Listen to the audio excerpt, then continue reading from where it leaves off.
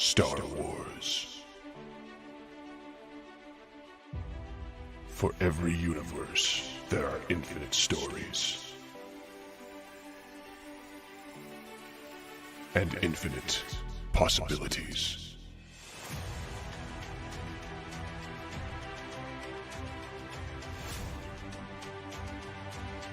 Join Fulcrum Entertainment as we ponder the question, what if?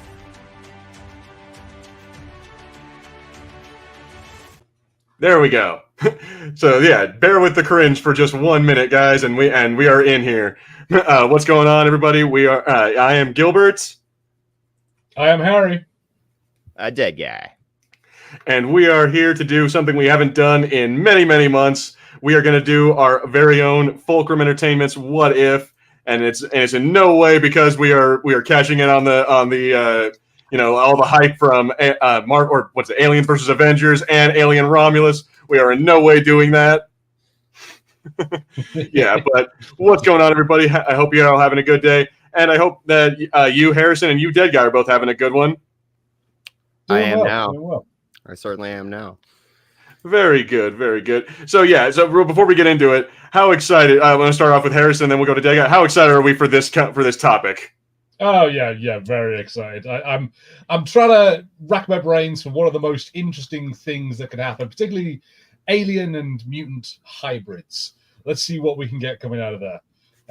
There's a lot of stuff to go, and I'm also frantically doing some research in the background. So I'm like, I remember there's some like alien folks in X-Men, and I can't remember what they're called. Oh yeah, the ones like it's like the Dark Phoenix saga. Those aliens. Like the Shi'ar and all that. Yeah. I know what you mean. Yeah. The Shi'ar and the fucking Kree and the fucking Skrulls and all the other bullshit aliens that no one gives a fuck about. No, I'm kidding. No, but seriously, so we're just gonna not worry about any of them because I'm just gonna put that one right out there right now. It's like because it's that we get way too complicated, and also I don't know a whole lot about all those alien races. We're just gonna keep it. The only aliens in this one are the cool aliens, the Xenomorphs. So that's gonna be the first rule. Second rule is I think we should keep it to where we only have like a select team, because otherwise we're going to be here for hours if we sit there as like, well, what about Bishop? Well, what about X Factor? What about X-Force? What about Deadpool? What about Dominant? See, it's just going to go forever. So we have to we have to kind of keep it like contained. So basically, whatever team could fit on the X-Jet is like that. Like whoever would be on a normal mission. I say we use cinematic universe. The first three X-Men characters, the first three movies, the mains, let's use those only versus the cinematic universe of aliens. That way it keeps a bracket. Because, man, we got comics, we got novels, stuff goes all over the place with the lore. So if we can compact it into a cinematic universe, then maybe that could work. Fair. Okay. So with that, I guess we also have to figure out how does this happen, because technically Fox is owned by Marvel now, and they could just do whatever the hell they want. But X-Men is in like the kind of like 2000s era, and Alien is very clearly in like the 2300s, 2200s, 21s to 23s, somewhere in that range, give or take a few hundred years in the future. So I've got to say, like, we got to be like. What is it, like time jump or some kind of like wormhole thing? Some kind of a mutant that has time dilation powers. Yeah. Or they did in X-Men 97 for 5 hours, something. Like let's steal Interstellar's plot. And then... yeah, exactly. Like they go into deep space and they don't realize that time dilation is a thing when they show back up to Earth, or here's a crazy idea is that they end up. They're going on a deep space mission, like maybe they're going, to help out the Shi'ar or whatever. Yeah. And as they do that, they fall into a wormhole and end up at like what's this weird space station? Oh, it designated as Romulus state, something like that. Like we get to have like kind of an alternate universe where the X-Men showed up at Romulus station instead of those 5 morons who ended up, just completely shit housing the entire station. It's like, oh yeah, we're teenagers. We want to get off this planet. Oh, what these weird aliens? Let's not even worry about what they're trying to freeze on this fucking station with their cryo fuel. Let's not even worry about. Oh, one of you got attacked by it. Nah, let's bring her on the ship. Then what could possibly go wrong? Yeah, no. So I guess we all agreed on that one, kind of just on like the setup here. That works. I was imagining them going into space for something. You know, they were a spacefaring team, so they were going out to help the Shi'ar. That works for me. Maybe a wormhole or something. So I'll let you guys. I'll just have the comments blasting down here in the below. But you guys go. Who is our team? So let's make it like 8 or 9 X-Men, like if you want, or even less. Like who is our team, guys? I want to put in. I haven't got anything good to do with him, but I just want to see Gambit on this team. Gambit, we need Gambit because yeah. He feels like an Aliens character. Like he feels like he could have been one of the Colonial Marines.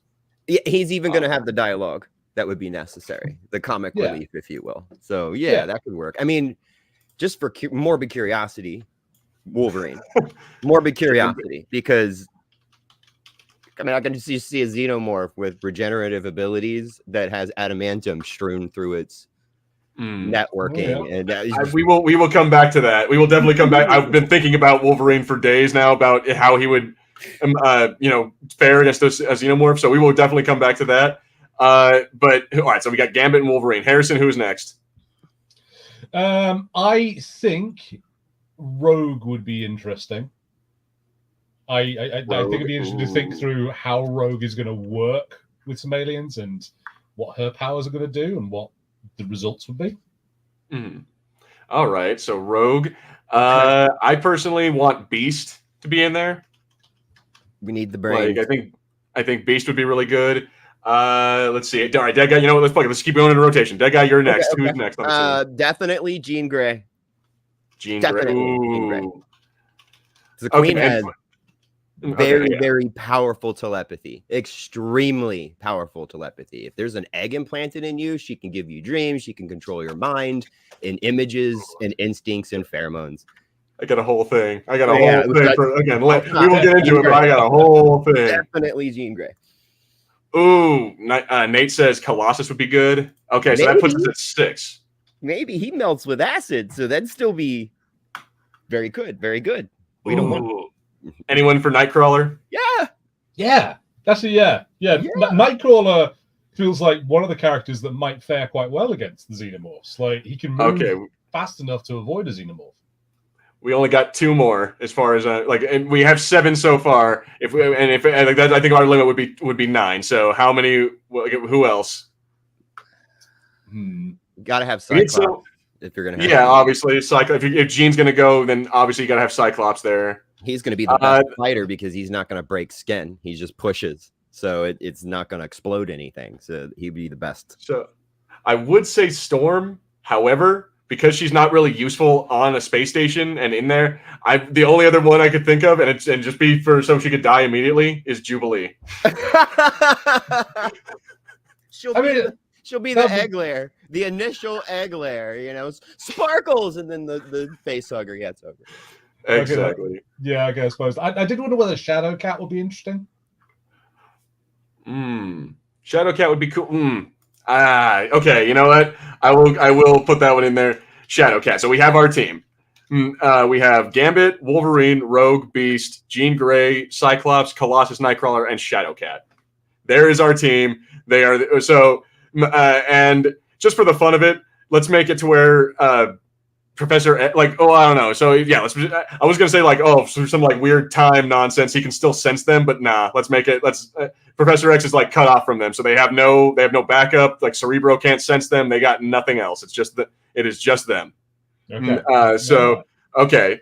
So they get they initially they fall through the wormhole. They end up they don't know where they are in space. They find the space station and they decide, well, fuck it, we're gonna land here because we have nothing else. We have nowhere else to go, and maybe we could find out where we are, what we're doing. They go onto the space station, and what happens, guys? So, Dead Guy, you're our resident alien expert. How does this kick off? I would say that they try the powers out. There's definitely no power in any of the main doors, so we have to use Nightcrawler to get in. I would say he would bring. Who would he bring with him? See, because they don't know that there's a threat. Probably bring like Beast or Jean Grey, like the smarter people. Like just to I see that. maybe You want Hank McCoy to go and fix stuff. Yep. Exactly. Maybe Wolverine, because Wolverine would be like, maybe because I feel like Wolverine would have an edge because he could smell. Like he has the sense of smell. He could definitely smell that the Xenomorphs are there, or that the facehuggers are on the ship. Like I feel like that you'd definitely get like a. He could smell people and wrong, bodies, but there's stuff he's never smelled before. Like that's what I mean. If he smells a Xenomorph corpse, then wouldn't he be like smell is like so? Yeah, and wouldn't he be thrown off by it? Wouldn't he be like there's something wrong on this ship? But like he wouldn't initially know it was dangerous, but he would still be kind of on edge. Yeah. Like I think that'd be kind of cool, like to have. So yeah, maybe like Beast, Nightcrawler, Jean, and Wolverine are the initial ones on the ship. And then again, Jubilee, because we need it. We need a fucking red shirt.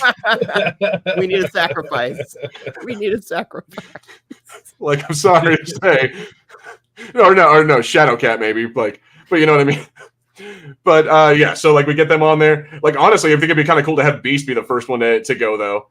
Like have him be all like they leave him in like the ship to like they all go to try to get the power on. They leave him in the lab to like be sitting there trying to like figure out what's going on. And initially he gets the first chest or face hugger on him, because then you have a Beast.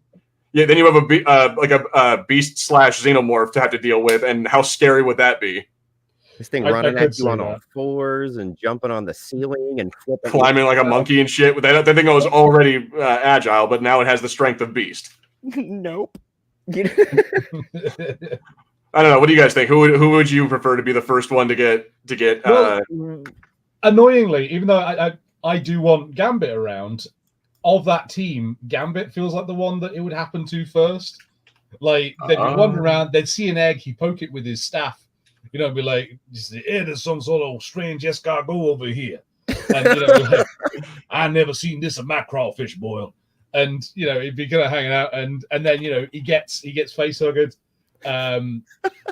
Rogue is carrying him back to their ship. And he's like, I'm sorry, my petit, I fucked up, and yeah. And he's William Hurt, John Hurt? John Hurt. He's your John Hurt. They're sort of sitting around. They think he's okay until something goes wrong. Oh, I got an awful powerful burning in my chest. Worse than your mama's combo. I don't know, Cajun things. So yeah, okay, so that's interesting. So Gambit being the first one to get. So maybe not. Yeah, they have Gambit on there with the team, but. That'd be an interesting one because, first of all, Gambit would be really useful against the Xenomorphs. Like he could take them out from a distance and actually explode them. Although they are in space. Yeah, they are in space, and they made it very clear in Romulus that if you shoot a gun or do anything and the hull breaches, we're all fucked. I mean, tell that to the Star Wars universe. I'm just saying. But that is true. In Aliens universe, it's real. Sorta, you put a hole in space, you die. Everybody dies. Don't kill Nightcrawler. Now it's Aliens, Bianca. You're part of this franchise now. Everybody dies mercilessly. So everybody's got to go. That's all. We get one person to survive, maybe. So all right, but let's say we get Gambit. So let's say we have Wolverine. Like if he's on the team as well on the initial ship, he's chopping through the first face huggers. I'm like, do you think that his claws would melt for does adamantium melt under acid blood? I don't know. That's I know his skin would. He would definitely get wounded as hell, but he could heal from that. But would his claws be in any way affected by them? There's the real question. I don't know. Because here's the thing: you can melt it down to mold it initially. Once it hardens, they say, "Oh, it can't be melted again." Yeah, it can't be broken. And if you can melt it one time, you can melt it again. So I don't know. Maybe it's its refined form has a higher melting point or something like that. I don't know. Probably, but yeah. I would like to posit that the alien blood doesn't melt them, but that it's difficult for his healing factor. So like he can still heal from it, but it's much harder because it stays in contact and it's still burning. Yeah, that Partly make just because sense. I think it'll be super cool that Wolverine, once the action kicks off, this guy is going around with bits of exposed skeleton all over him. You know, like you can just see like bones in his hand and stuff like that. Like while his body's still working to regenerate, but it's tougher than normal. And the acid would keep eating it as it's regenerating at the same speed, so it would take longer for him to regenerate. And if it got in his brain, he's going to be wandering around in like a blind rage, just swinging and killing whatever's close by. How awesome would it, I like that, but how awesome would it be to have like Wolverine? So again, like he attacks like one of the face huggers, the acid blood hits his eye, and then we get like almost like an alien version of Patch. Like his eye like melts out of its, and then it's all like exposed skeleton. I think that's kind of a cool idea. Yeah, I mean, we're gonna get Terminator version of Wolverine, you know. Basically. Yeah, so at that point, that's true. But yeah, like I just like the idea that he puts he ties something like while it takes like a while to heal, he just like ties a thing around it, like kind of like that's not big. What's his shit? It was the dude from Aliens, fucking Hicks, kind of like Hicks. He ends up like having like the eye patch like Hicks. Corporal or Hicks. Yeah, Corporal Hicks. Excuse me. But yeah, no, So Bard says, first of all, welcome to this stream. He says, I think Wolverine's adamantium would melt. I do too. If not, it would discolor it. It would damage it, but it may not melt it, but it would damage it. I'm telling you. Like if nothing else, corroded a little bit. There's an acid that we have on Earth that's very similar to the acid that they use for blood. It's just we can't store it in anything. It melts glass. There's nothing you can put it in that it doesn't melt through or whatever, so you can't make it at home. But they're saying it's the strength, the equivalent of, and we're talking a pH of -32. That is unfathomable. Like nature doesn't make stuff like that. So they're saying that's very similar chemically to what we could compare to the xenomorph blood. It's more viscous. You get it on you, it's got a thicker texture to it. So, you know, you try to wipe it off, it's going to smear and just melt wherever it's smearing, and it's going to stay on you for a long time. So I don't know, man. I think the adamantium question with the alien thing. If nothing else, it would slowly. If nothing else, it would slowly start to corrode. Lore, so everybody's like, I don't know, what the fuck would happen to it? Like, would it melt? Yeah, like if you know, like in the Avengers, if Thor were to hit a xenomorph with his hammer, does Mjolnir melt? You know what I'm saying? Like interesting questions. Like point. And so yeah, it's like one of those questions. It's like same thing for vibranium. It's like you have to kind of question like these weird space metals that don't really follow the laws of physics. Do they melt under acid blood, which also in itself does not kind of follow the laws of physics? It's like the fiction or the lore is so based in fiction that it's like just make something up, you know. Like for this one, we'll say no, so, just for the coolness. But his healing factor, let's definitely say that that's affected, and he gets like has to heal slower than that. And I'm down for discoloring his skeleton or like the adamantium, kind of getting that blued steel or that black steel color to it. Like that, I could imagine that could work. Like I'm down with that. And so, all right, so let's say that Wolverine doesn't get us infected, like Jean doesn't get infected because like she can maybe like sense the creatures and also like, you know, creates like a force field bubble around her so they can't get to her. So that's all well and good. Let's say that the ones who get infected is maybe like Gambit, and then Beast gets infected, but then we don't know. But then like it falls off of him, so they don't know. Like he doesn't realize that anything has happened. So we have.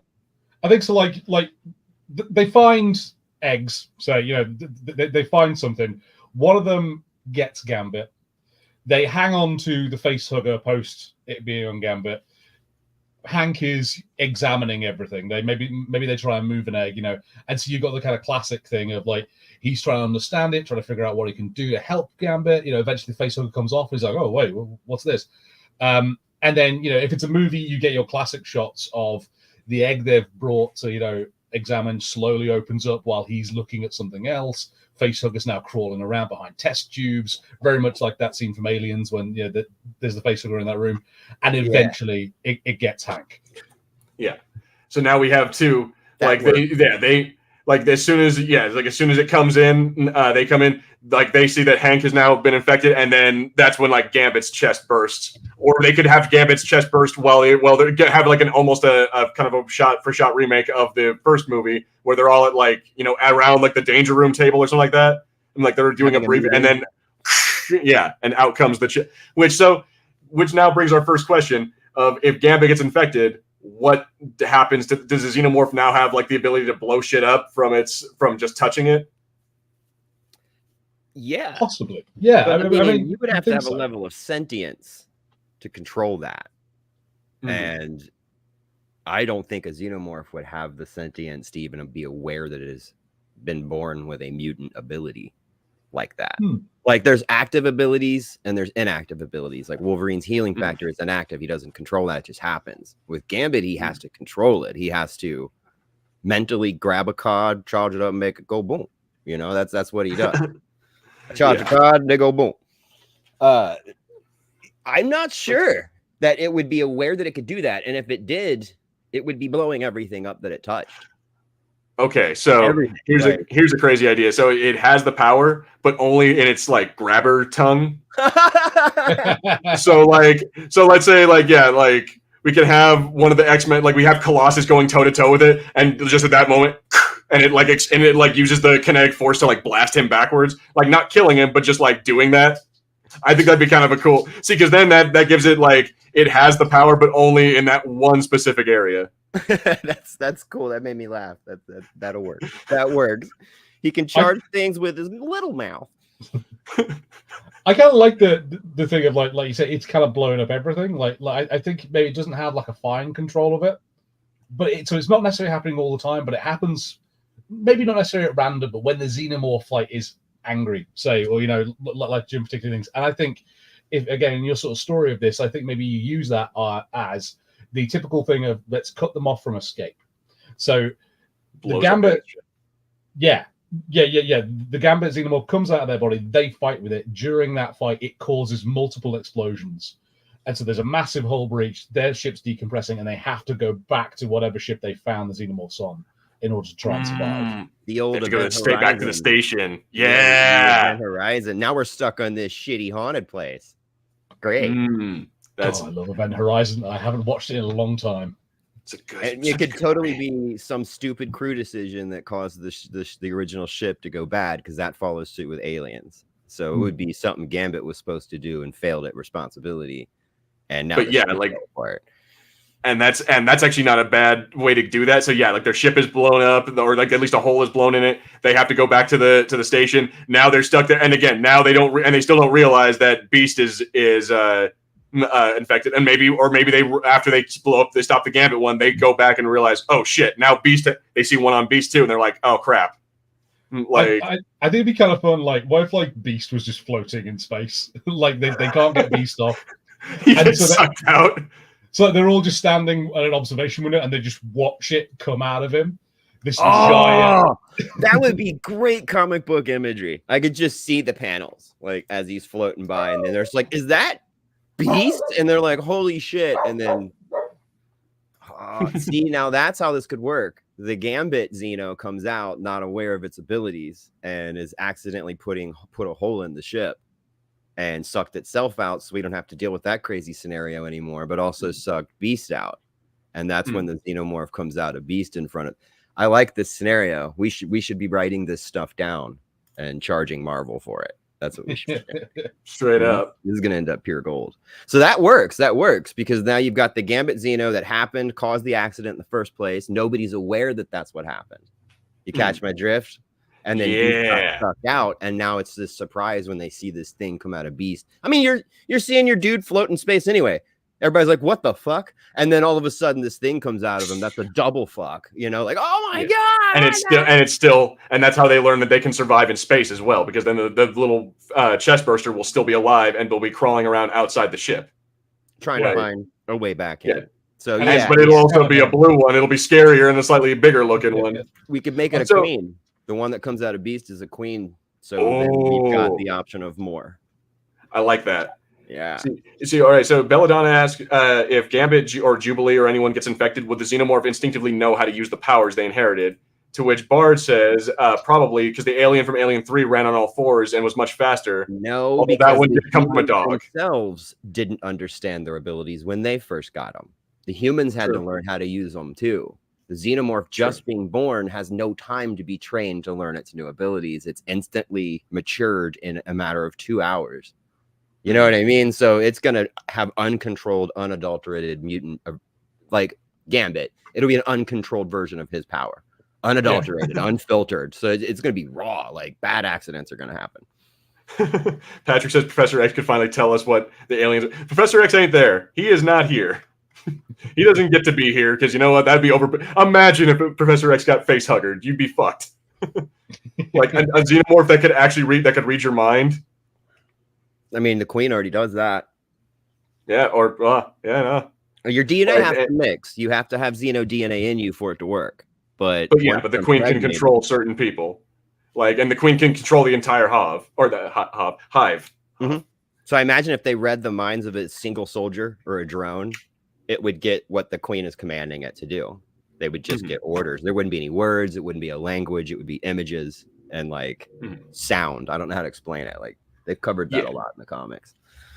Okay, so we got a Queen from Beast, and let's make it it can have the same powers. It's really big and strong. It can crawl around. It can do a lot of crazy monkey maneuvers. Whatever Beast can do, Beast power.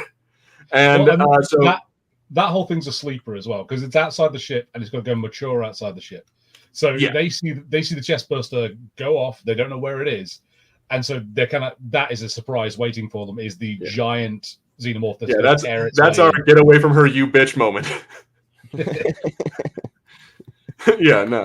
But all right, but we still have Gambit's dead. We got Beast is dead. Two of our biggies right out of the bat, and we're maybe not even 20 minutes into this movie. Who are we So now we got now they're all back on the station. All the 7 that remain: the Cyclops, Shadowcat, Jean, Nightcrawler, Colossus, Rogue, and Wolverine. And so I feel naturally they'd end up being a split up. They'd end up having a split up team. All right, you guys go this way and look for a ship. You guys go that way, or they'd have to look for parts or some kind of radio, something to radio for help. Yeah. But even then, that you got to do damage assessment. I mean, there was an explosion. Now there's a hole somewhere. You got to what's going on. So they're obviously going to send a team to be exactly. And they don't even know where. And still, the team doesn't even really know where they are yet. They don't even realize that they are still 100 years in the future. Mm-hmm. And so there's a whole. We still have that hurdle to get over. Shit. This isn't even a movie. This is this is a series. This is a TV series. You're gonna have to have a whole 2 seasons of it. What if part 1, and then we'll exactly through part 5. I think the cool idea is to send them out in teams. You split them up. That is a typical aliens thing to do. Is you take your crew that's already limited, that's experienced horrible trauma, and you split them up into smaller groups, making them easier to kill. That's what you do. So now we've got a group investigating, and then we got a group repairing, right? I would assume people going through computers or whatever, trying to get power back on or whatever. And the beauty of that is, again, the one guy who should have been repairing shit is now dead. So it's all right, guys, I'll leave it up to you. Who's our repair team and who's our searching for another ship, or who's our So Shadowcat, I think, is on the repair team. She's super handy for stuff like that. She can get into circuitry and things and fix wires without having to pull everything open. Mm-hmm. Probably, I think Cyclops. Because I think Cyclops and Jean are probably going to want to split up because they both often take on leadership roles. So one's leading Group A, one's leading Group B. Okay, I think if that's the case, then Wolverine ends up going on Jean's team to search the ship. He'd be doing his Wolverine, protect her. Wolverine, Jean, Nightcrawler, and Colossus, I would say, and Colossus go on the search team, and Cyclops, Shadowcat, and Rogue stay behind to try to repair. Yeah, that makes sense. That makes sense to me.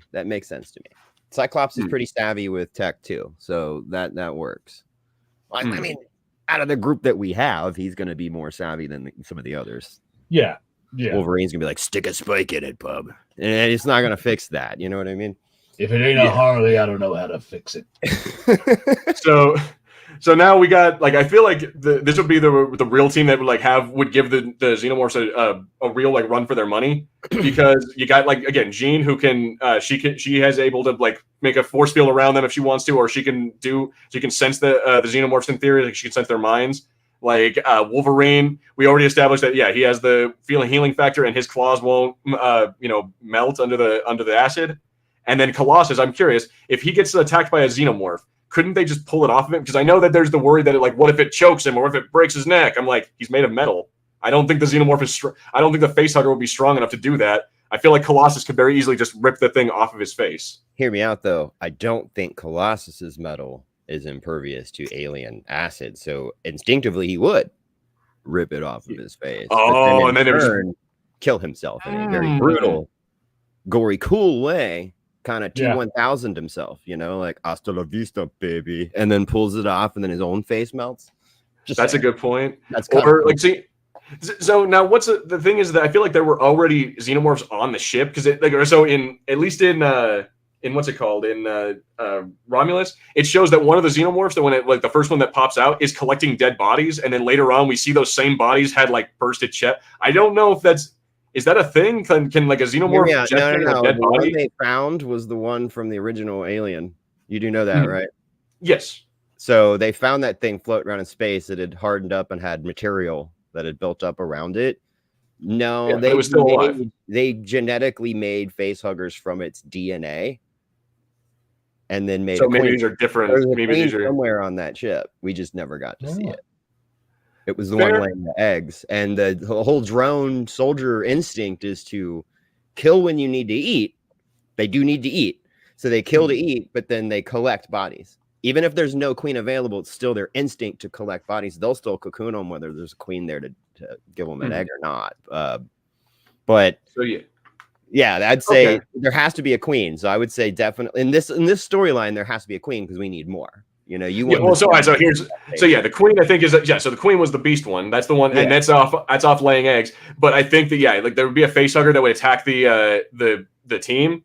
So like maybe Colossus, like or even Nightcrawler. Like I would even say like in order to save one of them, let's say Colossus, like just to make it like a little interesting. Let's say at first he's able to stop he's strong enough to stop the facehuggers or like pull them out like before it actually like attaches. But like Nightcrawler gets attacked. And then like Cyclops, so that way we have a couple of Xenomorphs still hanging around. Maybe again one of them can like blast heat beam eyes or some shit like that. See, Cyclops would be cool because he could just keep blasting them off. Even if they got close, it's like that'd be neat. I think a Nightcrawler Xenomorph would be terrifying. As soon as it wrapped around Nightcrawler, he could teleport, and this thing would just drop to the ground. So he could out teleport him if he needed to. Colossus is fucked.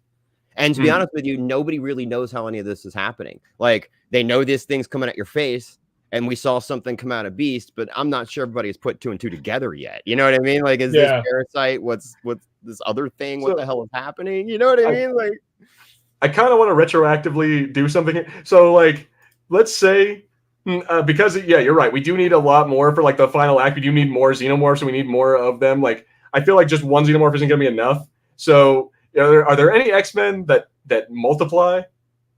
Like, do we know? I can't think of his name, but there definitely is. Multiple because I feel like that would be the best way to do it. He was an X-Men. He swung. He rode the fence. Sometimes he was a villain. Sometimes he was an X-Men. But multiple man, he can simply make copies of himself and make them do whatever he wants them to do. Okay, yeah. So at that point, just like I don't know how you add that in there, but the only real way you could do that and make it make sense is if you had multiple man, just like, and the Xenomorph Queen is just constantly forcing him to multiply, and just constantly fucking forcing it. That's a nutty way to go about that, but it was because they enhanced it. Those were genetically enhanced human-made Xenomorphs. They weren't. See, I don't know how we're gonna do this, but I really want this to be a thing because imagine so Jean Grey is on the team, right? If she is pregnant, let's just say she happens to be pregnant, and we don't know that she is, and this is the station where there's the black goo. That's right. I'm talking messed up engineer baby. That shit freaked me out so fucking bad. That freaked me out so bad. Like I was like disturbed. Like I don't want to look at it. Yeah, no. I don't want to look at it. Yeah, just for the record, Fox or studio 20th Century Studios or Disney or whoever the fuck is making these movies now. Can we just please stop making me subjected to watching a weird alien birth? Because I'm really sick and tired of that. We need to stop making that happen in these movies. It was not cool in Prometheus. It's not cool now. It's disturbing. Like I'm sick and tired of, and then the fact that it was like messed up, like all like messed up engineer baby that looked like a Slender Man. I'm like, yeah, gotta hand it to them. They scared me again. You know, I was just like, well, that was terrifying. No, turn it off now. Turn it off now. But you see, okay, so here's actually a cool idea. So went from that to spoiling movies. But here's how. Oh, actually, I got a better idea though. Here's how we get a bunch of xenomorphs on the ship. Is they get Wolverine. Because they realize that Wolverine has a healing factor. They kidnap him, and so instead of him, let's say that the xenomorph like chest burster isn't strong enough to burst out of his out of his rib cage. So instead, they just burst out of his throat or out of his under his out of his stomach or something like that. Yeah, and then they just keep on infecting him. Like the xenomorph just keeps on. Like I think it'd be kind of cool for instead of like Colossus dying or Nightcrawler dying initially, they kidnap Wolverine and they just continually subject him to being. He's now a baby making machine. Exactly. Yeah. Like when they eventually find him, he's just sitting there all like messed up and like still like half burnt away from the fucking xenomorphs. Kill me, bub. Yeah, some like shit like that. I think that'd be a really cool way to do that because then you just have like endless xenomorphs, and now you have like the remaining 6 X-Men having to constantly deal with a new type of xenomorph that has like either bone like I don't know if the adamantium would translate, but I think bone claws would definitely be cool on a xenomorph. Yeah, I think like maybe if it was Colossus, they'd get some sort of steel plating because it seems to be that is his mutation. But yeah, the adamantium I assume wouldn't pass over. There's nothing within either lore that would suggest that adamantium would pass over like that. But I do like that. I like I think maybe like part of it is like at this point the Hank McCoy xenomorph has made its way into the ship, and Wolverine goes off alone to investigate because he can smell Hank, like or something that smells like Hank, and he's like, so that's how it sort of like tricks him into it. Is like he goes looking for it and he finds it and it overpowers him because it's a big ass beast strength queen. It's a fucking queen, yeah. So yeah, holds him down like here you go. And so we'll do away with We'll do away with the black goo. We'll do away with the xenomorph with the engineer baby. But yeah, let's say Wolverine gets kidnapped and a bunch of just 100 of the Wolverine version of xenomorphs get birthed. And maybe like one or two, like one Cyclops version, because we did say that like the Cyclops would get face hugged. I think it'd be kind of cool. Like one thing I think would be kind of cool is if again Colossus, because he's strong enough, maybe not impervious to the acid, but I think he'd be impervious to being face hugged. I think he'd be strong enough to stop it or like to pull it off or to get it away from him without having to harm it. I think like maybe like Colossus might kill one. So like he literally just beats a xenomorph to death. And then after he's done, realizes he's dying, and they can't do anything about it. I'd be cool with him like punching through one and just like losing his arm. Yeah. He's got to figure out like it would be cool to lose one in a oh my god fight scenario is what I was getting at. That's what would have been cool if one of them was pregnant and we waited to have the birth during them fighting, because that would be traumatic for other people. Like they're like already fighting these things they've never seen before. What the fuck is happening? Oh my god, his arm's melting. Look at Wolverine. You're freaking out because all this stuff's happening. Next thing you know, this thing comes out of your buddy's chest and they're laying there twitching as it crawls off. And you're like, holy shit, what just happened? Like that kind of trauma, I think, screams aliens. But the team is split up. So it would be the Colossus team that they would get attacked by what said xenomorphs would already be on the ship. Because I'm kind of with Gilbert. There would have to be xenomorphs already on the ship. Like there'd have to be drones, like at least 1 or 2 drones already there from from initially when the ship got attacked from the first time. Yeah. Like so from that, I'm like, okay, so we have the initial threat, and maybe again Colossus punches through one of them, loses an arm. Maybe like Nightcrawler ends up like You know, like we could we could definitely have a couple of the team members get taken out, but I feel like we definitely got to have at least one or two of them survive. Like maybe Shadowcat, because like she's the one who probably has the most edge, because she could just, her power allows her to just make all of the Xenomorph problem completely superfluous. Like is acid blood, I could just it just it passes right through me. You know what I'm saying? Yeah. I would say Jean too, because I would say an ending scenario to skip way ahead that she had to literally, take off and nuke the site from orbit just to be sure. Like she had to go full Phoenix and burn the whole area. That'd be a good ending there. I think a cool one, at least for a boss fight, would be like Rogue, who has like done nothing the entire, like maybe she doesn't, like because she really can't. Maybe she ends up like touching the Xenomorph Queen and takes control of some of the Xenomorphs to make them like turn on her. Yeah, I don't know, like because Rogue was what I wanted to be one of my favorite kills in this. Rogue does that is like the Queen's control them. We sort of realize this probably because Jean, starts like trying to open up her mind to things, realizes there's this incredibly strong psychic presence. Rogue touches the Queen. This is their plan, and then her blood turns to acid, and Rogue is burnt from the inside out. I like that. I was thinking that earlier. I just thought that was a little gory for people. I really like that. It's the entire reason I wanted Rogue on the team. So it's just her little tongue develops this little mouth, and as she's screaming, and her little tongue comes out, and it's got the dude, that'd be fucking. All right, so that'd be messed up for like dark as shit. But I'm like, that actually would work really well in the alien universe. Like she thinks that she's like, oh, let's fight fire with fire, and then she ends up like burning from the inside out because she doesn't get the part of the alien that allows them to survive that. Yeah, like maybe, if you want to, you can give her a sort of heroic death where she can influence a little bit before she 100% dies. Like maybe she gives someone, Jean or somebody else time enough to get away, but she's donezo. I even like where she had just enough time to turn some of the drones against the Queen. They start fighting her, which buys Jean enough time to open up in Phoenix. Everybody's dead, so she has no reason to not Phoenix now. She just watched the last one die. And Shadowcat can simply phase out and not let anything affect her. So then after the event, she sees Shadowcat like, oh shit, we survived. That all right, so that's cool. Like, I mean, that's terrible writing on my part, but we are making this up as we go.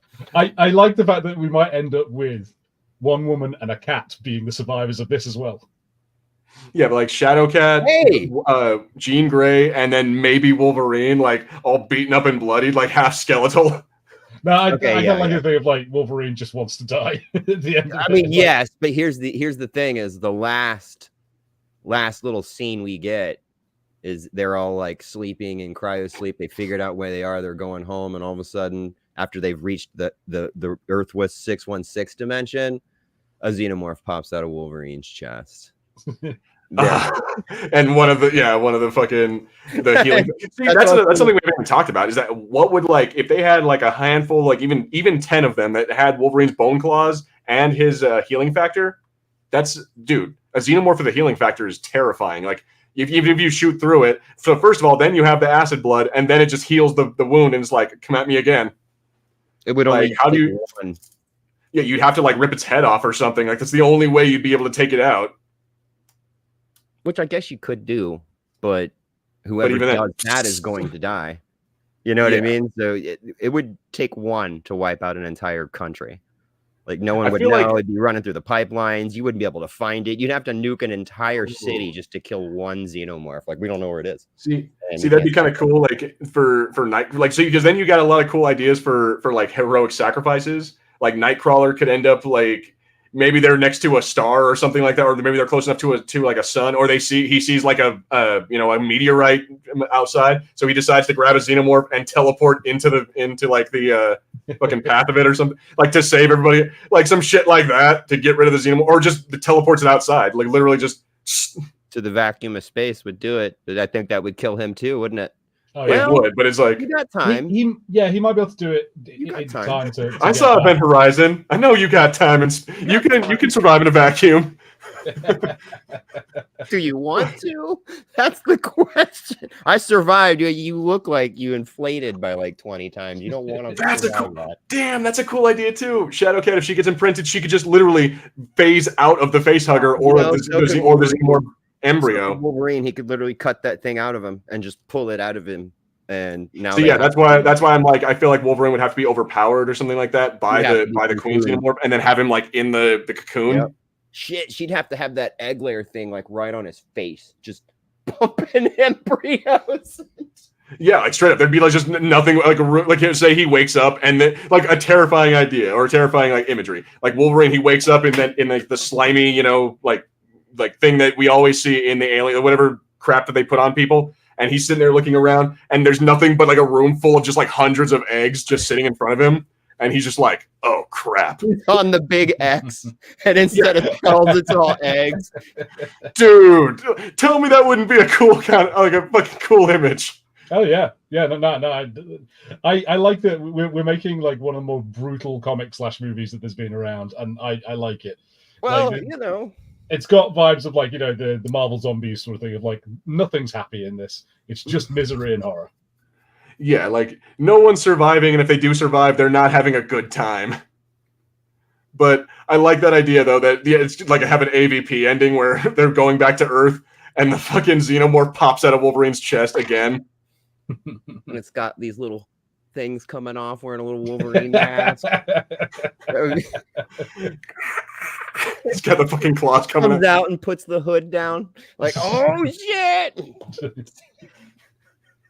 Sorry. Yeah. So I don't know. Like, so I guess here's the question: How would they get back? Like, is it like you know? Because someone mentioned earlier on that maybe the reason that they get to this part of the universe or this part of time is because of the Phoenix powers. Like something she opens like some kind of portal. So maybe it's her powers that actually like call Professor X, or like maybe she opens another one or something like that. Like, are we just like okay with just being lazy about it and being like, oh yeah, Phoenix powers? Just we could make it take place close to Earth.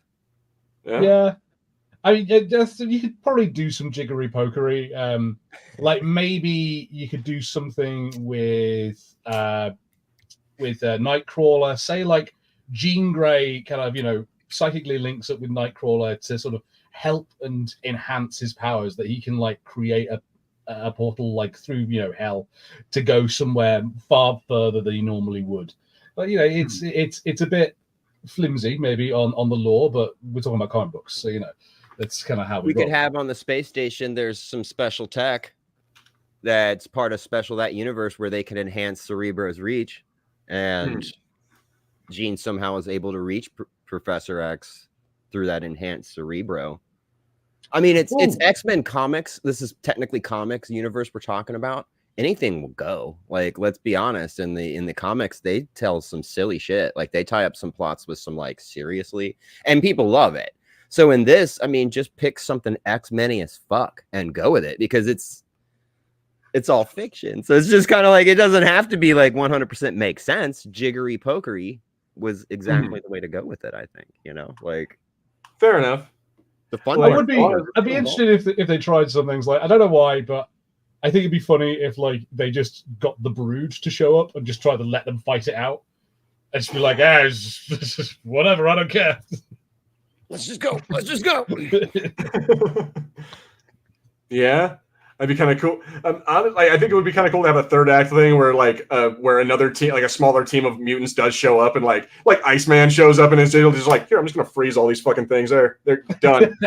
Day over. We're good. Because if Iceman's there, fucking the Xenomorphs have nothing to do. Like, I suppose, yeah, or like you know, we've sort of known that they don't like fire, so maybe pyro or they don't like fire. The thing with ice is they kind of covered that in chapter 4 of the Alien comics. That was an entire ice planet, and they functioned just fine. Oh shit. Okay, because yeah, like maybe it's just the facehuggers. Because again, in Romulus, they showed that the facehuggers were all in. You can cryo freeze them, but with cryo freezing, I believe that tech is zero atomic motion, which is completely different than freezing. It's hard to explain. Like, so it's like that. They're almost like putting them to complete zero, like absolute zero. Absolute zero. It doesn't mean temperature. It means zero atomic motion, meaning the temperature is so low the atoms aren't moving at all anymore. Meaning there's no. So yeah, they're technically frozen, but not because of like the temperature. You can do it chemically. Yes. It's yeah. Science. That's we don't have. Again, this is fiction, so you can play around with this kind of stuff when we're telling a story like this. Like, okay, fair enough. Who knows? Somebody in the chat did mention. Oh yeah, Bard was saying about Scarlet Witch. Like Scarlet Witch is an X-Men character that like is kind of, or has been in some comics, so OP that they could probably handle this, maybe. Like given like what they did in like the House of M, like she might be able to like, she could essentially just like stop it all happening. Just rewrite the universe. Scarlet Witch, the House of M, for me, ruined that character because they made her way too OP. Like, technically, she's a mutant. And with the cinematic universe we got, they avoided that whole thing and just made her an experiment. And I'm like, but she was a mutant. Like, her powers came from being a mutant. Yes, she was a witch too, but duh. And I mean, Dr. Doom, another prime example, he had mutant abilities that he got from the incident, right? But he also learned black magic as a hobby. So he could do black magic and has that ability to control metal in a way. And I was like, that's fucking cool. He's got two abilities. So why not do the same thing with another character? The Brood. The Borg. What's the Borg? 1824, whatever the fuck that the Borg's ultimate arch enemy. It could have been like in Farscape, nice call. And like with the aliens entered a white hole / wormhole in deep space to get to and Phoenix power. Oh, okay, and the Phoenix power to get to the animals, but distance not really okay, so I'm curious. I'm all right. Maybe I'm reading this wrong. Power to get to the animals, but distance not reality travel. Okay, I'm not. I'm not sure what he's saying. Yes, yeah. So rather than traveling to a different reality, that would be traveling a long distance. I think is the idea there. Oh, so we're instead of going to another part of space, we're just literally in another universe. That's what I thought we were doing. I thought we were dimension jumping. Oh yeah, I'm down for the idea that that Weyland-Yutani is totally a thing on Earth alongside the X-Men, or at least Weyland is. I'm down with that idea that the Weyland company is there. And then by the time they it's like Weyland-Yutani, that's strange. In our time, it's only Weyland. There is no the Yutani companies. Like maybe that's how they figure out that they're in the future. Is that there's like, I've heard of the Weyland company, but never Weyland-Yutani. I know Yutani. They make harmonicas. Oh yeah, Yutani. They make those really shitty guitars that you can buy on Amazon. Yeah, make those crappy GoPros that everybody hates. The No Pros. I like to call them No Pros. Silver Surfer might be cruising around in space to give them a ride home, or Captain Marvel, or some like shit like that. I was thinking Patrick Marvel is an Avenger, guys. Silver Surfer is Fantastic Four, guys. The X-Men are in the Marvel universe. They still exist. And if we're gonna do a part 2 of this shit, where what if the Xenomorphs got to Earth and fought all the X-Men? Like what, as you were implying with that ending. You know what I mean? Like, there's going to be Spider-Man. There's going to be, Daredevil. Well, I don't know what a Daredevil Xenomorph, a blind Xenomorph. They did that in. It was a shitty game, but they did that in Colonial Marines, I think, didn't they? They were the Xenomorphs you had to sneak around. Yeah, and they kind of have that in Romulus too, where like the facehuggers are all just like they're sound and like heat based. It's sound and pheromones too. They can pick up on your emotional changes. So remember when he was on the phone with his sister and he was getting all emotional because he thought she was dying and he was trying to control it. Like he was trying not to let himself start crying because any emotional change sends out a pheromone and they can sense that too. That was new for me. Like that was new lore. Like I was like, okay, I'll accept it. Yeah, no. Cool. Like heating up the room and stuff like that and having to sneak through it. I'm like, isn't that what they did in Tremors? Like, I'm pretty sure I'm pretty certain that that's what one of those dudes did in Tremors. Is like they're like cover me up in this like shit, and I'll go through there all. Like Tremors, man. Like, look, after 2. We keep mentioning movies. I'm like, God damn, I need to watch that again. I haven't seen Tremors in ages either. I'm like, I got to sit down and watch Tremors. The Wonder Twins could make a long ice slide. Well, Wonder Twins are DC. What the hell are we even doing? L for spoilers. Nah, man. Romulus has been out for over a week. If you haven't seen it, tough titties. I'll retype. If aliens went through a white hole in deep space to get them, and when Jean used Phoenix powers, it was the distance thing in their universe, similar to the John Crichton in Farscape. Okay. Yeah. So yeah, you basically just get teleported to another part of the universe. Okay, Ooh, so same universe. Earth X, where it turns out there's an alternate Earth where fucking Weyland-Yutani exists. So now we're in Spider-Man Unlimited. Actually, it is an alternate Earth because it is confirmed it's tied to Blade Runner. And think about the years those movies take place. The first Blade Runner was 2029. The second Blade Runner was 20 years later. So that's an Earth that doesn't exist for us. We are not going to see Blade Runner in 5 years. We're not going to see that kind of tech. Yeah, no, we're not going to have. So it is a you say that it is a separate universe than what we. So we could say it's a separate universe than 616. Fair enough. They just got bumped into that universe. I just like the idea that an alien would exist in the Marvel universe. Because then we can start putting Predator in there, and then we can make Wolverine versus Predator canon. It is. I'm down for that. I'm totally down for the idea that Wolverine fought a Predator in the past. I don't know if that story's canon or not, to be honest. I really don't. It's probably not. I doubt it is, but it's like I don't care. In here it is. In my head canon is canon. You guys fuck off. If Predator 2 can be made canon by that one awesome movie, you know what I'm Prey. If Predator 2 can be made canon, then god damn it, why the fuck can't Wolverine versus Predator? You know how many people say that in the comment section of that? They're like, this needs to be a fucking movie. This needs to be a movie. And I'm like, I'm not arguing with this. Hugh Jackman beating the shit out of a Predator, I would be so about that. And then have like Dutch show up, have old Arnold Schwarzenegger show up. Like, come on, man. The hell are you? What the hell are you, Bob? I was gonna say Carl Weathers, but he died in that movie, didn't he? Yeah. I'm Carl Weathers, Bob. Wait, no, I'm very Carl Weathers with an adamantium arm. Fucking all Winter Soldiered out. Carl Weathers is the Winter Soldier. Now I'm just making shitty fan fiction.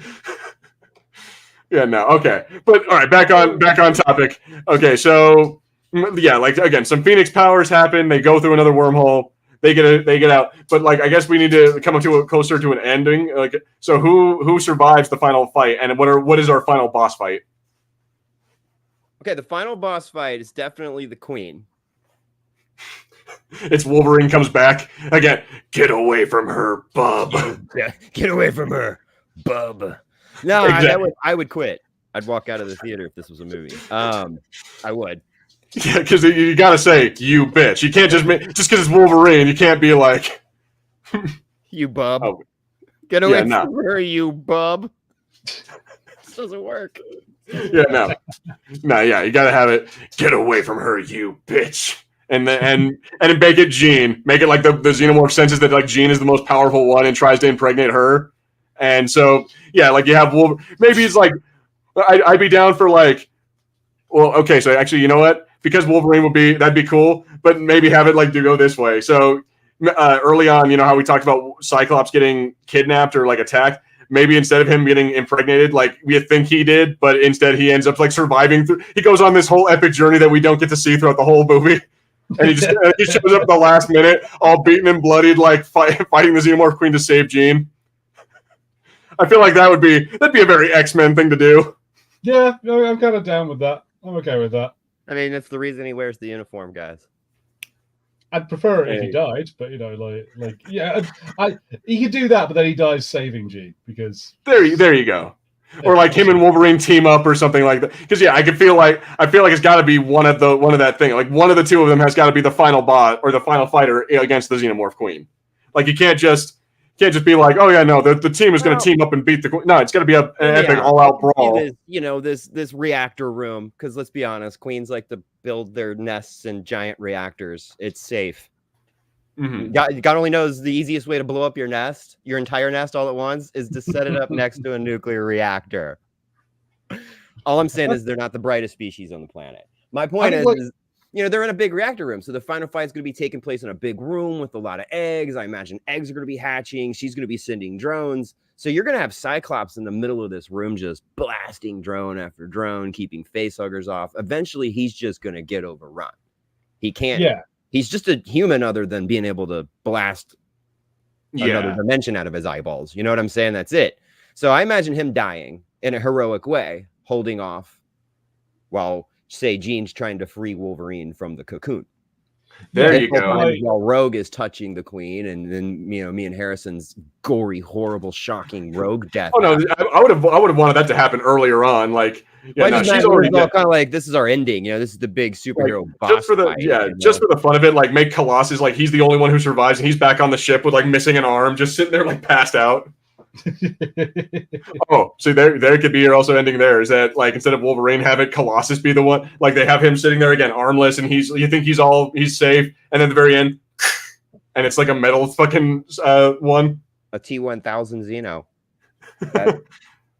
See, that'd be crazy too, because the Xeno that you can't actually harm because it's made of metal.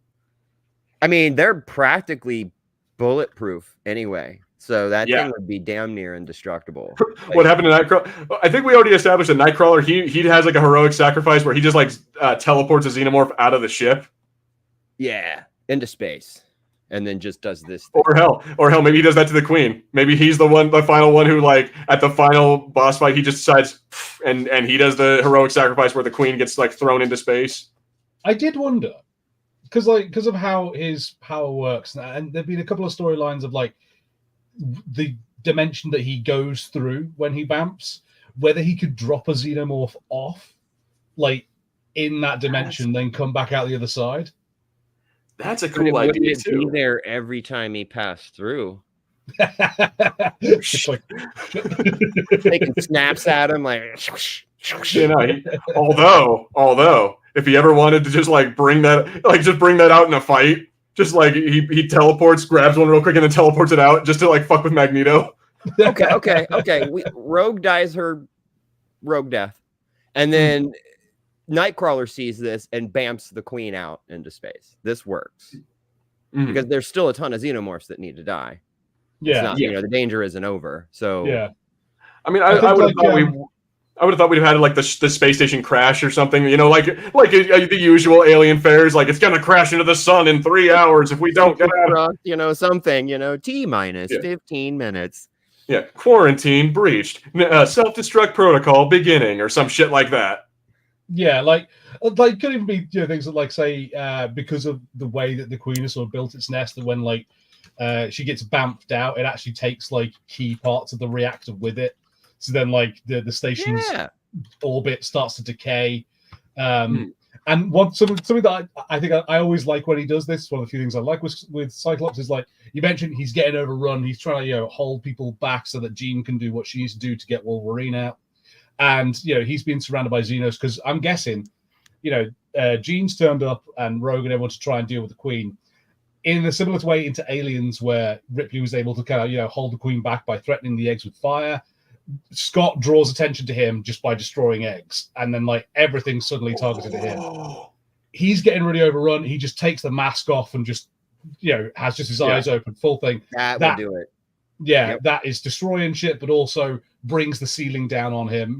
Like possibly create blast. See, that would be a cool one. Like as she frees Wolverine, she's pulling him out and she's trying to get back to the ship. Like let's say the ship has been healed, or they found an escape pod or something like that. Like they're ready to get out of there, and she's pulling him out. And right as she's like, Scott, come on, he like opens it, takes the visor off, and blasts a hole in the ship and like decompresses that way all of them in one go are just like sucked out of the ship. Mm-hmm. And so there we go. Now you have like again like Jean, Cyclops, and maybe Colossus or Nightcrawler. Like one of those two can survive, but not both. Only one. It's looking like to tell a good story, it's going to be Jean and Wolverine. Mm-hmm. So there you go. And then like you get Jean. We'll make Shadowcat survive that she's sort of just phased out and floating around out there after the initial decompression or whatever happened. But Shadowcat's like sorting out the pod, the escape pod. Yeah, Like Shadowcat's kind of doing like the boring work that needs to be done. We'll say Kitty's in there doing the finagling with all the wiring on the escape pod. And then she births the fucking engineer baby. Or like they come and find Shadowcat, and what they find is like half a Xenomorph, because like Shadowcat like kind of did like she did to Colossus in X3. She phased it through a wall and then left it. So like it's currently slowly burning through like a big bulkhead near the escape pod entrance. Oh, that'd be fucked up, wouldn't? Yeah. Or like, Home it'd be kind of cool if like part of it falls off. Like she phases it into a wall, and like part of it just kind of falls apart. One part's floating off into space while the other one's stuck in the wall. That's I like this. That's kind of cool. That's cool imagery anyway. Like adds some flavor, puts a little salt on it. You know what I mean? So yeah, I wanted to talk about this. Like we have about 30 minutes left of the episode, but I think we've pretty much gotten how, like, you know, again, Jean and Wolverine get off the ship. They're on like the whatever escape pod. They go into cryo sleep, and we just kind of wait. Or again, we have Wolverine, like, it bursts out of his chest with another Wolverine egg. But like, what would be like? What do you think would be like the worst of them? Like we've talked about, you know, Colossus's version of a xenomorph. We talked about, you know, Cyclops' version. Like, of the team that we had, who do you think would be like probably the worst one to deal with? Like probably Wolverine's ones, right? Wolverine or Jean? Yeah. Because like Jean's got the sheer power. Like, you know, if they're coming out where everything has a huge psychic ability, that's going to be hardcore. Could possibly be interesting, because maybe if you did that, that breaks the entire structure of how xenomorphs work. Like, you know, the whole kind of hive mind sort of thing they have going on. If suddenly there's one that's possibly potentially more powerful than the Queen, you could get some like xenomorph infighting. Shit, the drones would treat it like a queen. They would protect it like a queen. It would create this rogue army of like civil war. To be honest, like other xenomorphs wouldn't want it to exist. Like a queen would want to kill it. Yeah. So, you know, you could have that. Xeno superior. Fucking, we got a Xeno race war. You know, I mean, it's I don't know. Maybe this story's lame, but you could go down sort of things of like one of the xenomorphs does that, and then now that xenomorph like can use telepathy to like actually communicate with like the humans, and then you find out that this xenomorph is trying to take over from the Queen. And I don't know. I'm not a huge fan of the Terminator Judgment Day turn the bad guy into a good guy, but you could do something there if you wanted to. You could play. That's definitely an 80s 90s Dark Horse plot line. 100%. They would have ran with that. They'd have been like, this is great. Like, it? You know, okay. I think the idea of like taming or like making a xenomorph like into a good guy, or like making them like on our side. Oh no, this xenomorph's one of the good ones. He's on our side. I'm like, that feels like it's a little cartoony. Like, and it kind of defies the purpose of the xenomorph being like this all like this terrifying, like all killing monster. Like that's a Predator storyline right there. Like, let's make the Predator our buddy and kill the bigger Predator. I mean, you know, I think like it would ultimately come down to the thing of like, it's not doing it for your benefit. You know, it's there because it wants to be Queen. And so like when you get towards the end of it, it's like, I will give you a chance to leave, but I'm coming for you one day. You know, like my plan is to do what xenomorphs want to do. We want our race to overrun the world, the universe, essentially. Yeah. But I'm slightly smarter than the others, so you'll be the last to die.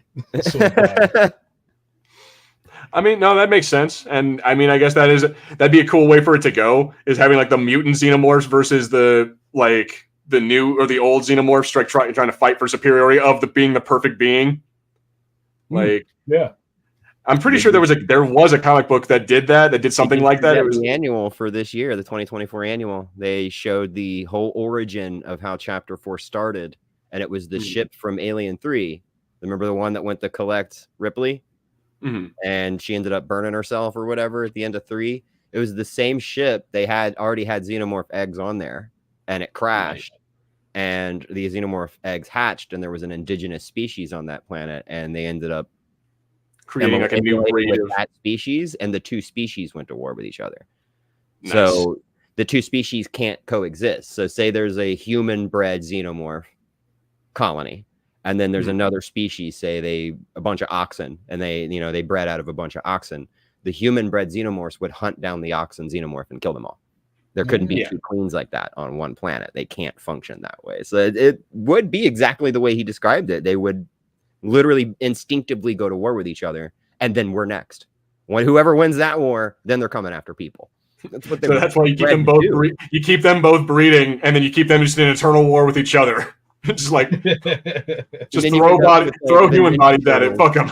You know, you end up with the last Ronin plot, and it's just like Mikey left to save the planet from the xenomorphs. Like that's what you're going to end up with. Like, just Mikey. It's the only one left. He's not even the same comic universe. Well, not yet. Give it time for Disney to buy Nickelodeon, then or IDW, then we'll see. I like Patrick's put a comment in, which I think is like almost a setup for the sequel, or like the first scene of the sequel of Cryosleep didn't work on Wolverine, and he's gone batshit crazy by the time everyone else wakes up. That actually be kind of cool for Wolverine to put like Jean into cryosleep and him sitting there just like, oh, watch over everything, because he can be old man Logan and he'd live for hundreds of years and not have to worry about it. But yeah, her being in cryosleep, although that would drive him fucking insane. I don't know if and then if a Xenomorph busted out of him, that's a setup for a whole new movie. Cryosleep would work on him because it's chemical. Okay, Wolverine can freeze and he can drown. He can die. And he goes to sleep every night, guys. Fuck that. So I'm just saying. I just like the idea. Well, it's not a temperature thing. They're pumping chemicals through your veins, and as long as he isn't eating or doing the things that a regular human needs to keep their metabolism going, he's not healing. He can die from not healing if he's not eating. Like, it takes a long time, but he can starve because he needs that to. We covered this before, Gilbert. You remember we taled about this? Oh no, we did. Yes, we did. Let's see, drones from rival queens fight each other, and if you had one from the other side, it would be good. I don't know about that. It's the lesser of two evils. The hubris.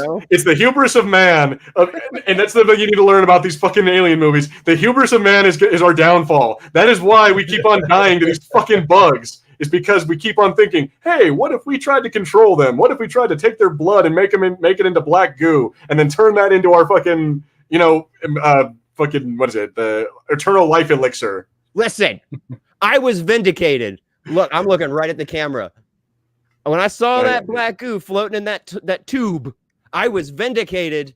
My predictions since Prometheus and Covenant were proven true. And people are angry about it. People are angry about it. And I'm like, the second I saw that, like the second I saw the tubes with all the black goo and hooked up to a fucking face hugger, I'm like, oh no, you didn't. Please tell me you didn't try it again. I was saying years ago that black goo was derived from Xenomorph DNA. They came first. The Xenomorph came first. The black goo was made after. Yeah, no, but it's more than just the fact that you idiots, you fucking heard about what happened on this not Sevastopol, the ship, the Nostromo. You heard about what happened on the Nostromo. You heard about what Ash had files on the Prometheus. You heard about what happened on the fucking Prometheus. He knew about the black goo. He knew about all that stuff. That's like you knew about what happened to the fucking colonizers that died on the Covenant. Which means Ash and the original Alien knew about that shit and had to play it off that he didn't. He had to play ignorant to the rest of the crew. So when you go back and watch the original Alien, now you know that model of Ash had those fucking files, knew exactly what they were looking for and what they were going after. He probably fucking. Yeah, no, he probably idolized Walter, or not Walter. He probably idolized an android in a situation where it has to lie constantly. It breaks the AI. We saw that in 2001 with HAL. The reason HAL broke is because the AI had to be dishonest, and it wasn't programmed to be that way. It's a computer. It has to be honest. It's programmed to tell you the truth. So when you make it lie because it's an AI and you can train it to do so, it breaks its programming down the road. So I'm thinking that's what happened to Ash. Is his programming started getting breaking down from having to lie to the crew the whole time. So he started acting a little psychotic towards the end. Yeah. That was my theory. We'll see if I'm right about that later when they do a whole other movie. So the point is, though, gotta stop fucking trying to control these fucking aliens. Stop putting androids around them, because for some reason they got some kind of weird god complex with these fucking xenomorphs. Has nobody else noticed how all the androids, whenever they see a xenomorph, they get all like, oh, it's like, ooh, they're a perfect organism. I was built to be a perfect organism. It's like I'm looking at God. I'm like, what the fuck is wrong with you, you fucking robot? And to say nothing of what's his name, David, fucking David. Anyway, you were gonna say, Harrison? I was just like, because I remember when I first saw Aliens, and I was a bit like, I kind of am down with the Weyland-yutani thing, just on the thing of like, hey, we literally discovered a new life form. We shouldn't just be immediately like, let's destroy it. If someone told me tomorrow we found this thing, I'd be like, well, we can't kill it. It's new life. So I kind of want to see like an Aliens like Steve Irwin, like some guy who's sort of showing up who's just like, Now we're not going to kill him. We're just here to tag him and send him back into the wilds. And it's just I'll like tell you, some well, dude. Look at the size of it. Crikey. Well, that person has to be. I'll tell you what. Then that person has to be an artificial person, because it cannot be a human or any kind of like bioorganism of any sort, because the aliens will sneak up fucking behind the Xeno and stick my thumb up his arse. Well, it's like you'll see it like with Steve Irwin when he was there holding something and go like whoa, like with a snake, just like it almost biting him. He's just doing that with a face hugger. It's like almost got kind of close there. That steel almost got me. Wow! One more inch, and she would have impregnated me with a chest burster. That would have been a right bad situation, mate. Crikey! Look how quick it moves around. Don't muck with them. You can't be doing that. If you see these out in the wild, you got to leave them alone. Remember, you're in their home, they're not in yours. Yeah, exactly that. And then like just like him, like trying to put a chokehold on a xenomorph, like 4 of the guys tying it up and going, now we got to move this guy. He's too close to the street. We got to take him out to a nice wildlife reserve, like just dragging the Xeno around. We're going to drop him off on a nice cold moon. That's what we're going to do. Yeah. And then we get the one day, tragic, horrible day. We get the news that Steve Irwin died, and he would have survived if he just didn't pull the chest burster out of his chest. No, because it can't even be. It can't even be a xenomorph. He panicked. Because, like, obviously, yeah, we all thought the crocodile was going to get him. It has to be something else, some other weird space animal, like the space flapjack or whatever, that we didn't think was going to be dangerous. So we're like, God damn it! What do you mean a space flapjack killed Steve Irwin? The space if we're gonna keep this, we're gonna keep this thing going. It's like he's the xenomorph hunter. He should have been, he should have been killed by a xenomorph. No, he was killed by a Yajata or Yacha, whatever. He was killed by one of the predators. They heard he was a crocodile hunter, and they heard he was the xenomorph hunter, and they're like, I'm a better xenomorph hunter. I'm gonna hunt the xenomorph hunter. That's what I'm gonna do. Someone needs to do that of just taking old Steve Irwin footage and putting it in like sci-fi movies, just in general. Like you've got Arnie covered in mud, and then Steve Irwin's behind him going, now what we're seeing here is an Austrian. He's trying to defend his territory from aliens. Good shit. Well, just give it time. We have AI. Just give it time. We'll soon someday we'll be able to put it. Steve Irwin narrating a predator hunt. What? Okay. Why is it fun when I'm like talking about making up AI, making up Steve Irwin stuff? But as soon as it's like AI generating it, I'm like, now we're evil. We've reached the pinnacle of every sci-fi villain's career. At this point, when we start making AI movies about Steve Irwin, Zach Braff should lead the show. I want to watch a facehugger get him. Oh my god, Bear Grylls. We have taken this to such a dark place in such a short amount of time. A Star Wars Purrgil space whale gets facehuggered, and the resulting alien is a huge that can warp travel. Oh dear God. Oh no! I wonder, how big does it, or how small does a creature have to be for a facehugger for it to work? Like, could it get like a whale or like a rhino or something? Like, does the thing have to be? Because it can release the embryo inside your stomach. So if you're big enough to eat the facehugger whole, it can still lay an embryo inside of you. Oh, that's fucked up. Yeah, that'd be horrible. Yeah, the size doesn't matter. That's what she said. The alien, it's not. Ooh, that came out too instinctively. Slipped out. I'm sorry.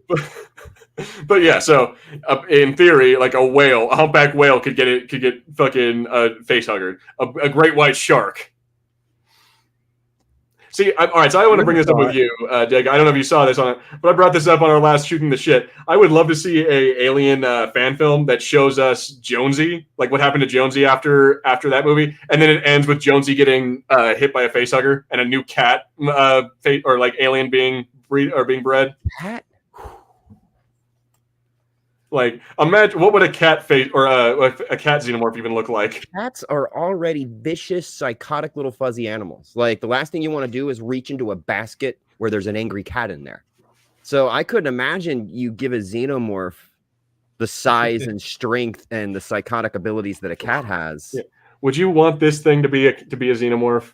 No. I mean, I don't know. Like, I feel like a xenomorph that can be distracted by a laser pointer might not be too bad. It's like, wait, no, it's safe here. There's a patch of sunlight right there, and it won't move out of it. He's all fine. A xenomorph that's already it comes litter box trained. You just drop it in and it goes. Yeah, Yeah. You throw down a cardboard box, and the xenomorph just jumps in it. That's how weyland-yutani catches it. It's just like, boom, there we go. Head a box out. Get some laser pointers. You guys will be fine. This don't know what that guy from Mad About You was complaining about. All the Colonial Marines use them. The M1A, M191A assault laser pointer. That's what they use. But hey, what's up, Anon? Yeah, you got here a little late. We're just about on the end of this, but it's all good, you know. A flying xenomorph from an eagle. They had those in the old comics. Not eagles, but they did fly. So, all right, while we're doing this plug it. Let's spend the last 10 minutes. What other X-Men xenomorphs would you think would be there? Weirdly, I was just thinking about this, and this is my answer to most X-Men things, because I think the character is interesting. I don't think he's used enough. But the character of Maggot is a weird one, because like his whole thing is he has these two big maggot bug things that are his stomach. So he sends them off, and they eat things, and they go back into his body. So I feel like a xenomorph that had tiny little xenomorphs that came out and did stuff would be kind of interesting.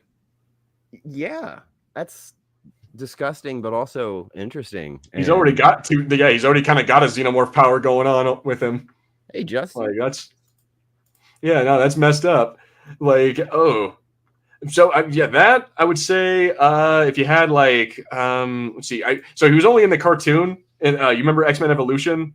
There was Spike, that dude. Like I feel like because a xenomorph that is able to grow spikes out of its body would be pretty bad to mess with. Yeah, or Marrow from like the Morlocks. Yeah. Okay. You're branching into some territory there. Juggernaut would be. That would be a berserker.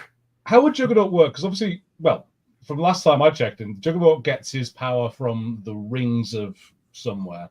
So he's not a mutant. So Depends, would right? a xenomorph from Juggernaut get his powers? Isn't there lore where he got his powers from a wish? Okay, so according to the first thing that pops up on Google, Cain Marco is a regular human who was empowered by a gem belonging to the deity Kaitarak. Basically he gets his power from a god. Yeah, the gem of Kitarak. Yeah. Kitarak. So I don't know if that would produce a special xenomorph or just a regular xenomorph. Seems like a regular one to me. Technically, Juggernaut is not a mutant, which is why he was jealous of Charles. Yeah. Now, no, sorry, I keep going into not X-Men. So maybe like a Bishop one, or the guy from the Hellfire Club, or something black, I think his name is, the one who absorbs energy. Black Adam? Not Black Adam. But his the name's one Adam. His the one real that's name is, thingy played. Kevin Bacon played in First Class. Oh, Sebastian Shaw. Yeah, Sebastian Shaw. Sebastian Shaw. So like something that absorbs energy would be particularly hard to deal with. Like anything you send flying at that thing, I mean, again, we do have the thing of like, would that be an instinctive power, or would it know how to use that? But I think there'd be something to it. Emma Frost. I was getting ready to say that. But instead of her mind reading power, her diamond skin. Yeah, that'd be mental. You start breaking into indestructible xenomorph territory when they're pretty much indestructible as it is. Like small arms fire doesn't work on them.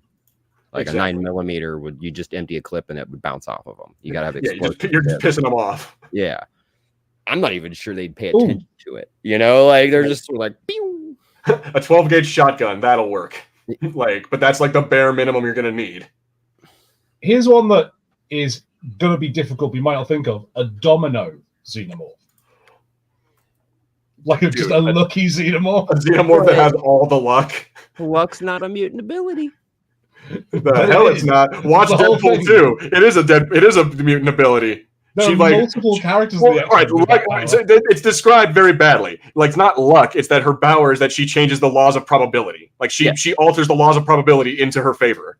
And so, just to making it like that shit works in her way. So it's not luck. It's just that she's like, I guess it is kind of. It's weird. It's a weird fucking way to describe it. She's like, she alters the fucking like fabric of reality. It's like a look field around her. She's fudging the dice rolls in her own D&D campaign. That's what she's doing. Yeah. Critical success. Critical success. Critical success. Yeah, she has a loaded die. That would suck in a Xenomorph. Because the yeah. critical success for a Xenomorph is a critical failure for everyone else. Mm-hmm. Yeah. Doesn't matter what you're doing. It just they've already got so many buffs already, and then not a single hit's going to land. It's always going to be just out of the way. You're never going to beat it. Yeah, damn.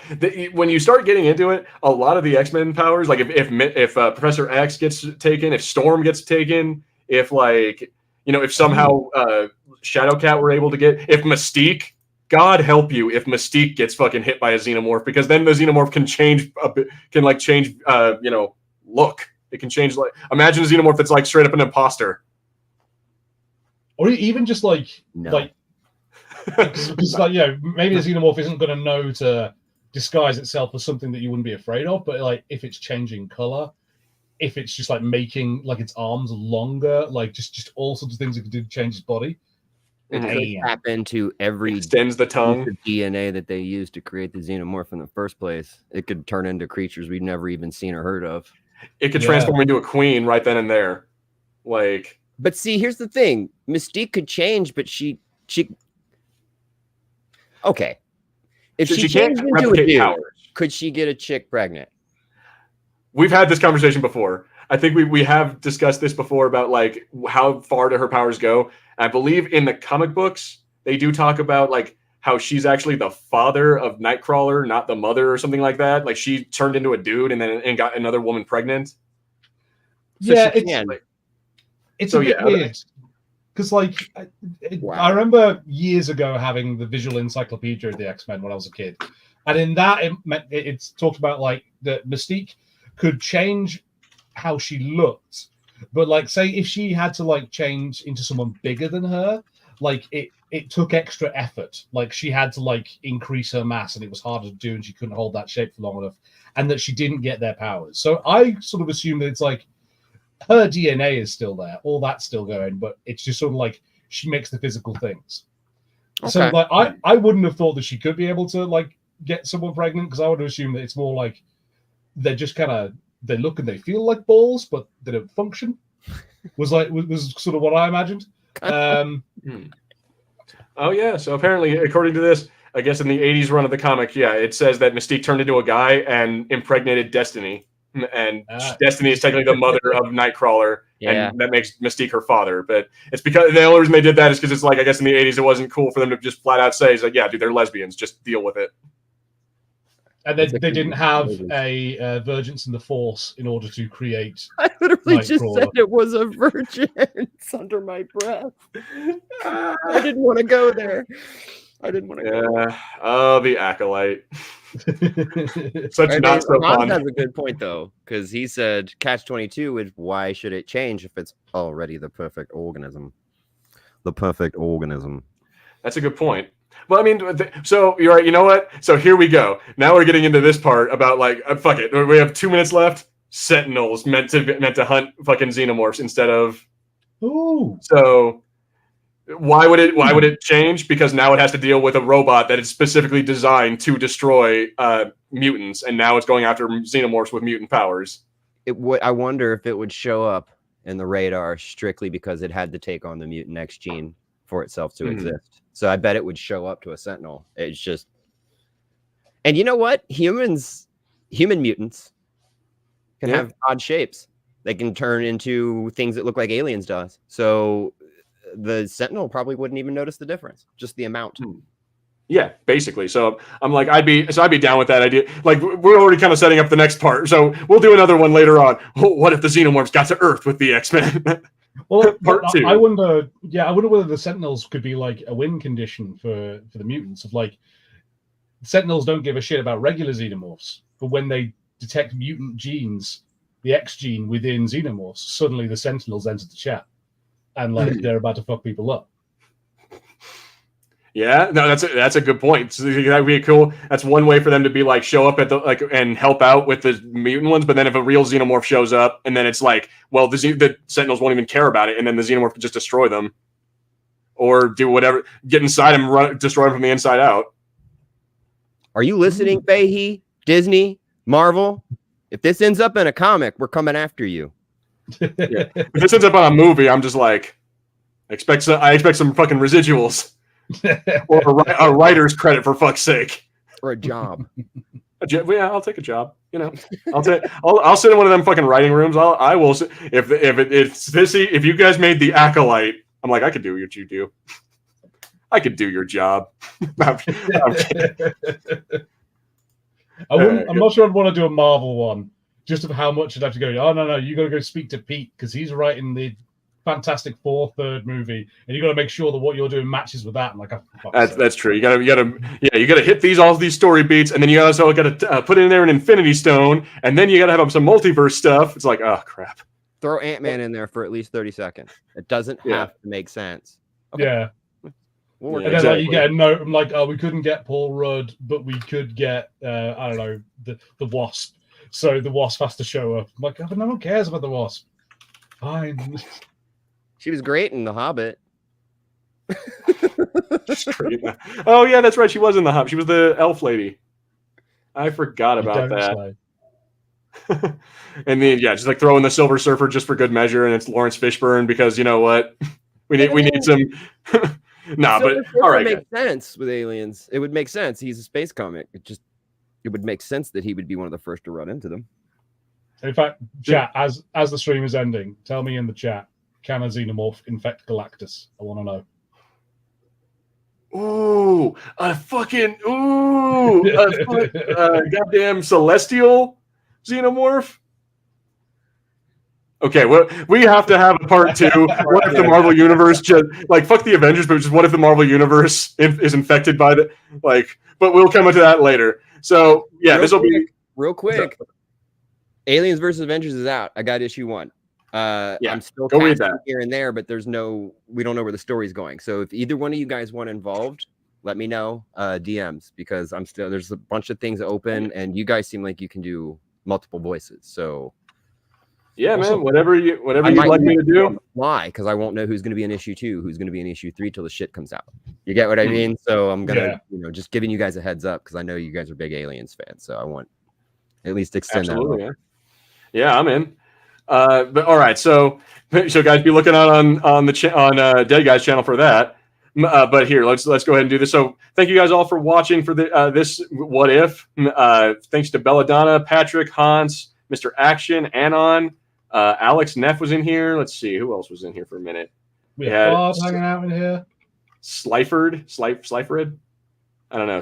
I feel like that's a Yu-Gi-Oh reference, but until someone tells me otherwise, I'm going to say it is. Yeah, we had Bard in here, Nate Walker, and we had Bianca in here from Myself in Comics, one of our other friends. Not a bad. And we had John Kennedy. Harrison, Choose Your Own Adventure Brothers books. Nah, but thank you guys all for watching. Thanks for being part of the Fulcrum Entertainment, group. Thanks for being part of the Fulcrum Knights. I really got to work on these fucking intros. And thank you, of course, to our buddy Dead Guy. Here, you want to tell us about your channel and what's going on with there? I mean, everybody here is aware of what I do, and I did just for people who might be just walking in and not who don't know. Tell us. I do comic dubs and voice acting. And I have friends that come on and help me do the voice acting with sound effects and things like that. We got a lot of alien stuff. That's kind of our main focus is aliens, Predator, and then crossovers. Anything that would involve that, like Batman versus Predator, we're working on that backstage, and we got some cool stuff coming out probably in the next couple months. Nice.